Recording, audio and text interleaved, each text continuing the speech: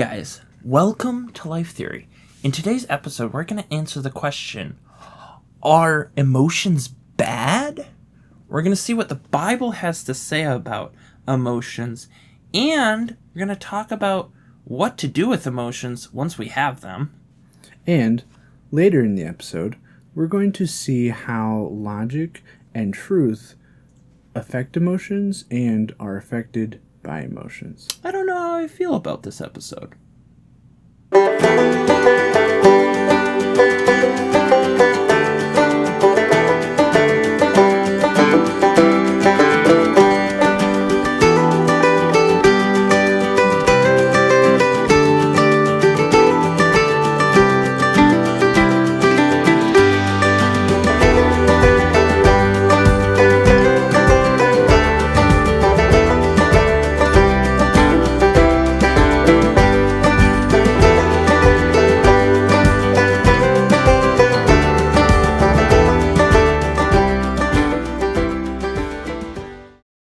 Hey guys, welcome to Life Theory. We are talking about a topic that we actually mentioned last week. Mm-hmm. Actually, I don't remember. I don't think we ended up mentioning it very much, if at all, in the episode. No, we just, it was just an offhanded comment, we should do an episode about that. Mm-hmm. And so here we are. We're talking about the morality of emotions. I'm really excited to kind of go through. This is going to be a pretty, I guess, a more straightforward episode. Because it's, I don't know, once you start looking in the Bible, there's some pretty simple, clear principles that we see. But before we do that, what are we drinking? We're drinking a weird amalgamation of liquids. Yeah. Ruth and I just got a soda stream just for the fun of it, and it was very cheap. It was actually a really good deal. Nice. And so I made essentially a blueberry cherry soda. Okay. It doesn't quite turn out the same texture as soda because I'm using coffee flavor syrups, so they don't like a soda syrup has a lot more. I think it has a lot more sugar in it, which thickens it up a little bit. So the coffee flavor syrups give a lighter flavor profile. Yeah, whatever. I mean, if any of you have had Italian sodas, I feel like it kind of gives off that flavor. Something like that, yeah. And then we added a little bit of Monster Black to it. Yes. For those of you that haven't seen this before, because they don't sell it anymore, Monster Black. It's very interesting. I can't remember if they actually found.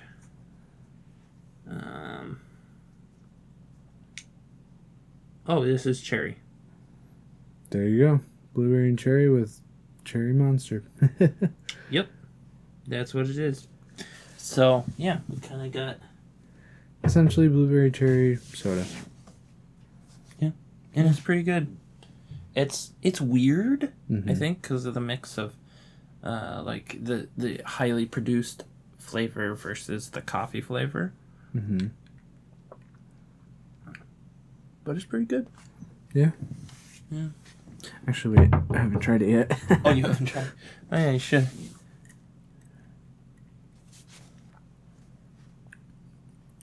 Yeah, it works. Yeah. And for those of you that have noticed our shining, glistening foreheads, we're also going through a heat wave. Yeah. So we had to turn off the AC to get good sound. Yeah, so, it's a little warm in here. We had to choose good-looking faces or good sound, and I don't know. My face don't look good anyway, so. I got to work at 5:30 this morning, and yeah? it was already 80 degrees. Oh my goodness. And humid. Yeah. Very humid. Mm-hmm. I was just like, no, it's not going to be a good day. I was sweating pretty much the entire day. Wow. That's slightly off the topic. Oh, I'm sorry.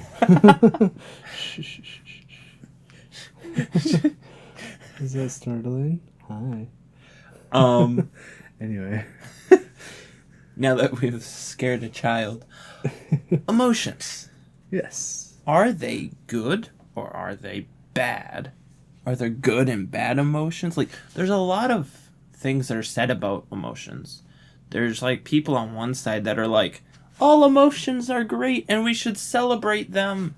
They're wonderful. And then there's people on the other side that are like, all emotions are bad. We should never live our life on emotions. Mm-hmm. The perfect man is the one who has no emotion at all. And then you're like, well, what does the Bible say? Mm-hmm. And that's what we're going to get into. Yeah. I mean, let's go down the points. Our first point is kind of an admission. There are certain emotions that are more volatile than others, that are more passionate, I guess, as well. Right? One's like love, anger. Those are kind of the two big ones. Yeah. That I think are often associated with getting people in trouble. Yeah. I love how both of those, love and anger. Yeah. Which you would think would be completely opposed. Yeah. But they're like the two, by far, that get people in the most trouble. Uh-huh. Because they're very passionate emotions. Yeah. And there seems to be no upper limit. There's like no cap for how in love you could be with something, someone, or some idea. Mm-hmm. And no cap to how angry you could be about something, some situation, some person. Yeah. It's just kind of interesting to note, just right off the bat there, we can see how, like, certain emotions are commonly referred to or associated with bad. That's a bad emotion. Or, oh, those are good emotions to have. But most people would say love is a good emotion. Yeah. But love can get you into trouble. Just as much or more so than anger. Yeah. Which is often seen as a bad emotion. Yep. And it's just interesting to see how, like, emotions can be reacted to in the other way than the social norm. Yes. It doesn't always, like, no, that emotion isn't necessarily good or necessarily bad. Well, I like to think there's stuff like nowadays, love and happiness are actually being weaponized in wrong ways. Like gentle parenting or non-judgmental discretion in general. The idea of like, oh, I just want to make sure they're happy. I just want them to feel loved. Yeah. Right? And that is using an emotion for something that ends up being evil. And on the other hand, someone could be angry, and because they're angry, they make a change. They do good things, right? They're angry at sin, and so they refuse to let it go. They refuse to put up with ungodliness, or like, I've heard of situations where people were being taken advantage of, and everyone else was scared and didn't want to do anything. But one person was angry about it, and they said, "No, we're not putting up with this." I mean, like even David himself said, "Are we gonna let this Philistine curse God? No, I'm not gonna do that." They're like, "But he could kill you." I was like, "I don't care." Yeah. His emotion pushed him to do something amazing for God. Now, it wasn't based on his emotion, but his emotion was a tool that God used in his life to push him to do one of his first amazing, miraculous acts. Yeah. And another story in the New Testament, well, not another in the New Testament because David's in the Anyway, there's in the letter of First Corinthians, Paul's talking to the church and admonishing them for being inclusive. Yes. And like, instead of, well, it's a situation where a man was living in fornication, and they were all happy about how they're inclusive, and even though this guy is in blatant sin, We're just gonna show him love. yeah, we're fine with him. He comes to our church. But then 1 Corinthians 5:2, and it said, Paul is saying, "And ye are puffed up, and have not rather mourned, that he that hath done this deed might be taken away from among you." So he's like, you have pride in your inclusivity instead of being, instead of mourning, instead of being upset at the sin. Which is interesting because mourning would be one of those bad or one of those negative emotions. Yeah, sadness. Yeah, or the pride and inclusivity, that pride in your own works, that your own good works that you've done. It can often display the emotions of love and happiness. And seen, those are seen as good emotions.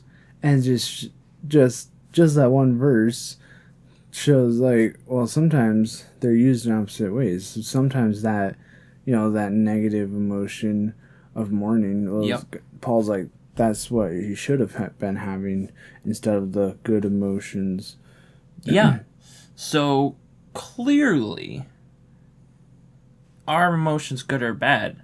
This is getting even more complicated because it's like, okay, so there's not good or bad emotions. Emotions can be volatile, but they're not hurtful. So the way we use emotions can be good or bad.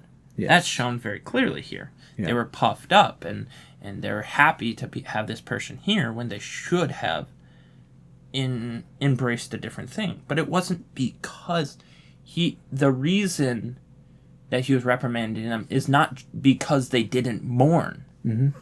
It's that they should have mourned, but what's the result that should have happened? That he that hath done this deed should be taken away from among you. So it's the actions he's reprimanding, not the specific emotions. Yeah. Right? So he was saying the emotion you had wasn't appropriate for this time because the emotion led you to ungodly actions. And you need to do the godly action. And so emotions are tools. And there it shows they can be used to build, like building up a church by taking someone out that is wicked, or building up a church by comforting someone who is sad, or they can be used to destroy. Sowing discord, being angry, being foolish, weaponizing your sadness as a victim mentality. So yeah, they're tools. Like I like the analogy that emotions are like a hammer. You can be nailing nails into a board to build a barn, or you can be whacking that same wood to destroy it. Yeah, and so it's just kind of showing that the emotions don't necessarily have a morality. Because he's showing the reactions is what he's talking to. Yeah. And so that's kind of what we're seeing. What needs to be focused on is our reactions, so we have the emotions, but how do we respond to them? Yeah. So we've got to remember that our emotions are like tools, but we should not allow our emotions to dictate truth. Yes. Sometimes our emotions or the emotions of people around us can feel so strong, so overwhelming to the point where it's like, well, that must be fact. That must be what we are having to dictate what we do around. Yeah, like, oh, this is making them very, very upset. Mm-hmm. So clearly we shouldn't be doing it. Yeah. But Mm-hmm. we need to remember that, no, we need to stay focused on truth, that our emotions aren't always the truth. There are sometimes facts and other truths that will contradict our emotions. Yeah. Because they can be wrong. Mm-hmm. And this is because emotions come from the heart. And the heart can be directed by God, but it is a manly thing. Mm-hmm. So, I've heard someone say, like, oh, I feel peace about my decision. And I'm like, cool. Do you have a Bible? Mm-hmm. Or they'll be like, oh, I just don't really like that. I was like, okay, like, you can have preferences, absolutely. But if you're going to make a moral judgment, or I think that's wrong, why? Why? Or, oh, I think it's okay. Why? Yeah. Right? If all of a sudden thinking and feeling is what dictates what should be done and what should not be done, that's not godly. Mm-hmm. Because all of those come from the heart. Both our thinking, our logic, and our feeling, our emotions. Mm-hmm. In Jeremiah 17:9 says, in no uncertain terms, the heart is deceitful above all things and desperately wicked. Who can know it? Yeah. And the answer to that is ultimately only God. Yep. And so, if the only person that can know our heart is also the person who invented, created, and preserves truth, then should we follow our heart or God? Exactly. It's not that we're saying like logic is superior to emotion. No. Because that's yeah, we'll get into that in a bit. Yeah. But it's just ultimately truth is. Yeah, and we have to remember that, though. We just can't let our emotions take over truth. And we have to be careful of people who do that intentionally.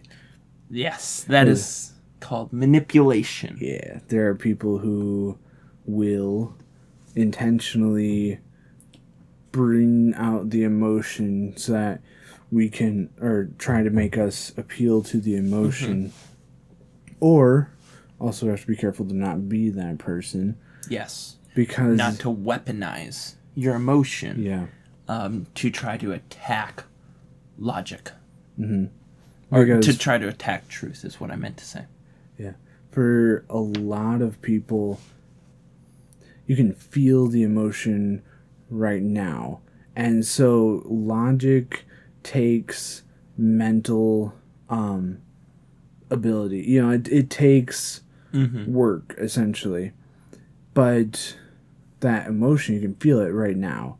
You can feel if it feels good or if it doesn't feel good.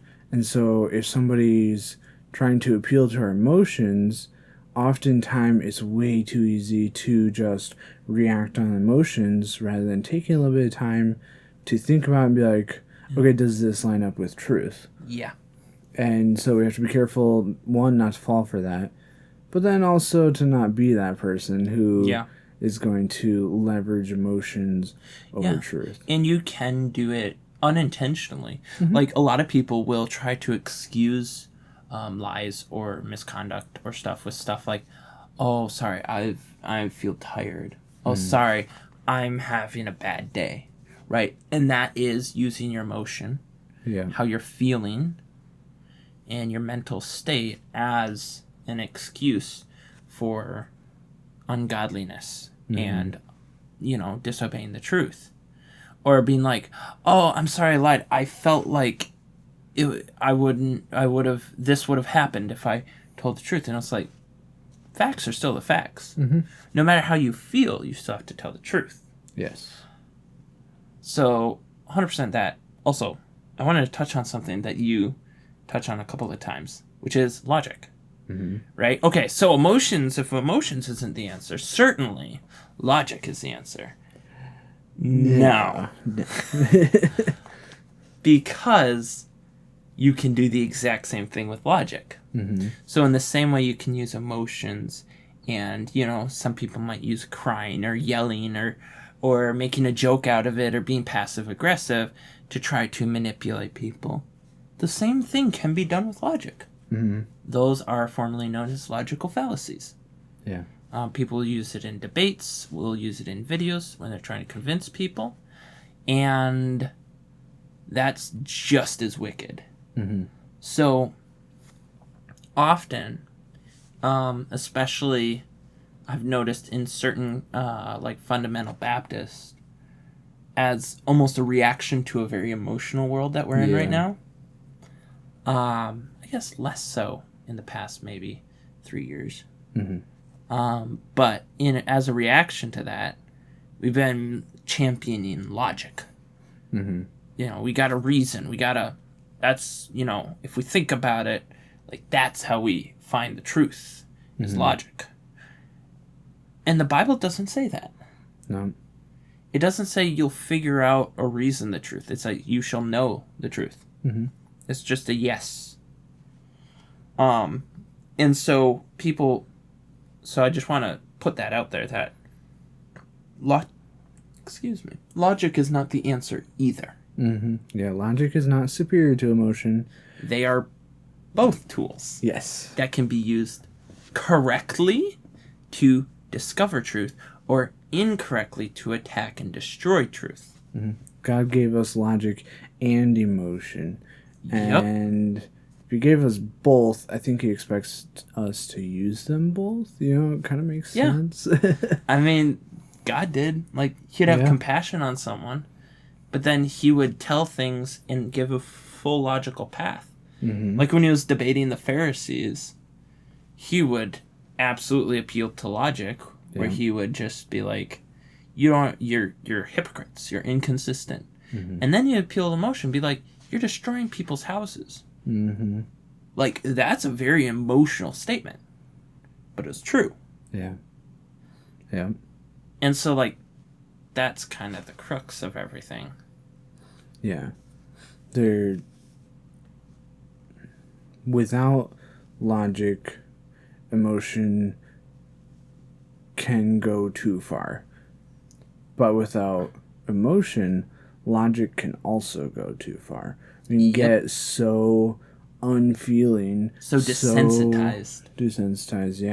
Yeah. That we just get buried into, well, this is truth, and I don't care how you feel, and I don't care how it's going to affect the situation. Yeah. This is how it'll be. Or, well, this is the situation is so. This is how I feel. How I'm feeling, and you can't deny my lived experience. Mm-hmm. It's hurtful, and so it should be stopped. Which, unfortunately, we're explaining two sides of the same political coin. Yeah. Of one side being like, emotions doesn't matter. It's just about numbers. Yeah. And the other side being like, but I feel bad. Mm-hmm. And the Bible says, let God be true and every man a liar. Mm-hmm. And so if either person is basing their decision on something other than truth, it's very wrong. Yeah. Truth needs to be our foundation. Yeah. Everything that we say and do and think needs to be based off of truth. And that's what our heart needs to be based off of. Mm-hmm. Because our actions come from our beliefs. Yeah. In fact, Proverbs 4:23 says, keep thy heart with all diligence, for out of it are the issues of life. Mm-hmm. So we have to keep our heart, because our heart, which houses the will, the emotions, and the intellect. Mm-hmm. Those are the things that is what decides what we do, how we feel, and what we think. Yeah. And so, again, like you said, our foundation for our heart has to be truth. Yes. So, I guess in the final question of morality, are emotions good? Are they bad? Yes. Well, they're deceitful Yes. and not to be trusted, but absolutely to be used Mm-hmm. when controlled by truth. Yes. So, yeah, little tidbit for you guys. We kind of went through that one pretty quick. Mm-hmm. But I think, yeah, again, this was a more straightforward one. I hope it was helpful to you guys. I know I had fun talking about it in the pre-show. We don't actually have a pre-show show. Not yet. Well, honestly, I have some ideas. We have some changes probably coming in the next season. Mm-hmm. So keep an eye out for that. We got some plans. But for now, we want to know. I mean, first of all, what do you think about this podcast? Mm-hmm. How did you like it? Second of all, what is the greatest truth that has helped you recently? Yeah.